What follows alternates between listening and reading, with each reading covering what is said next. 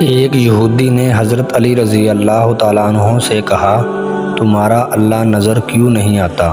حضرت علی نے کہا کہ تم سورج کو غور سے دیکھو۔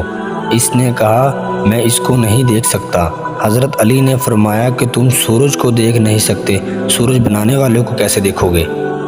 ایک شخص نے اپنے گھر حضرت علی رضی اللہ تعالیٰ عنہ کو مدعو کیا تو آپ علیہ السلام نے فرمایا، اگر 3 باتوں کا وعدہ کرو گے تو میں تمہارے دعوت قبول کروں گا۔ اس نے کہا، وہ 3 چیزیں کیا ہیں؟ آپ علیہ السلام نے فرمایا، میرے لیے گھر کے باہر سے کوئی چیز نہ لانا، اور نہ ہی کوئی چیز میرے لیے خاص طور سے بچا کر رکھنا، اور نہ اپنے گھر والوں کو زحمت میں ڈالنا۔ اس نے کہا، مجھے قبول ہے۔ تو آپ علیہ السلام نے اس کی دعوت قبول کر لی۔ نبی کریم صلی اللہ علیہ وسلم نے فرمایا، جس نے قل ھو اللہ احد پوری سورت کو نماز فجر کے بعد 10 مرتبہ پڑھا تو اس دن میں سے اسے کوئی گناہ نہ پہنچائے گا، اگرچہ شیطان کتنی ہی کوشش کر لے۔ حضرت علی رضی اللہ تعالیٰ عنہ نے فرمایا، نفرت گناہ سے کرو، گناہ کرنے والے سے نہیں، شاید تمہاری محبت میں آ کر وہ گناہ کرنا ہی چھوڑ دے۔ اللہ تعالیٰ نے فرمایا، اپنی امت سے کہو کہ میرا ذکر اپنی انگلیوں پر کیا کرو۔ جب تم اندھیری قبر میں تنہا ہوں گے تو یہ انگلیاں آپ کی قبر کو روشن کر دیں گی۔ آپ علیہ السلام نے فرمایا، آباد رہے وہ شخص جو میری حدیث کو دوسروں تک پہنچائے۔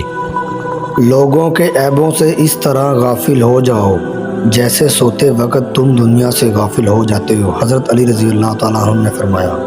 نبی کریم صلی اللہ علیہ وسلم نے فرمایا، اچھا خواب اللہ کی طرف سے ہوتے ہیں اور برے خواب شیطان کی طرف سے ہوتے ہیں۔ حضرت عثمان بن عوف رضی اللہ تعالیٰ عنہ سے مروی ہے کہ نبی پاک علیہ السلام جب میت کو دفن کر کے فارغ ہو جاتے تو قبر پر رکھتے اور فرماتے، اپنے بھائی کے لیے استغفار کرو اور ثابت قدمی کی دعا کرو، بے شک اب اس کے سے سوال کیا جائے گا۔ حضرت ابو ہریرہ رضی اللہ تعالیٰ عنہ نے بیان کیا کہ نبی پاک علیہ السلام نے فرمایا، قیامت اس وقت تک قائم نہ ہوگی جب تک 2 جماعتیں آپس میں جنگ نہ کریں، دونوں میں ایک بڑی بھاری جنگ ہوگی، حالانکہ دونوں کا دعویٰ ایک ہی ہوگا، اور قیامت اس وقت تک قائم نہ ہوگی جب تک تقریباً 30 چھوٹے دجال پیدا نہ ہو لیں، ان میں ہر ایک کا یہی گمان ہوگا کہ وہ اللہ کا نبی ہے۔ رسول صلی اللہ علیہ وسلم نے فرمایا، اللہ تعالیٰ اس کی طرف قیامت کے دن نظر رحمت نہیں کریں گے جو اپنے کپڑے تکبر اور غرور سے زمین پر گھسیٹ کر چلتے ہیں۔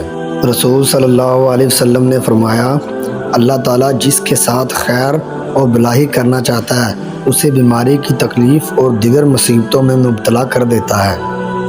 رسول صلی اللہ علیہ وسلم نے فرمایا، جس نے اپنے کسی بھائی پر ظلم کیا ہو تو اسے چاہیے کہ اس سے اس دنیا میں معافی کرا لے، اس لیے کہ آخرت میں روپے پیسے نہیں ہوں گے، اس سے پہلے معاف کرائے کہ اس کے بھائی کے لیے اس کی نیکیوں میں حق دلائے جائے گا، اور اگر اس کے پاس نیکیاں نہ ہوں گی تو اس سے مظلوم بھائی کی برائیاں اس پر ڈال دی جائیں گی۔ رسول صلی اللہ علیہ وسلم نے فرمایا، سب سے بدترین جھوٹ یہ ہے کہ انسان خواب میں ایسی چیز کو دیکھے کا دعویٰ کرے جو اس کی آنکھوں نے نہ دیکھا ہو۔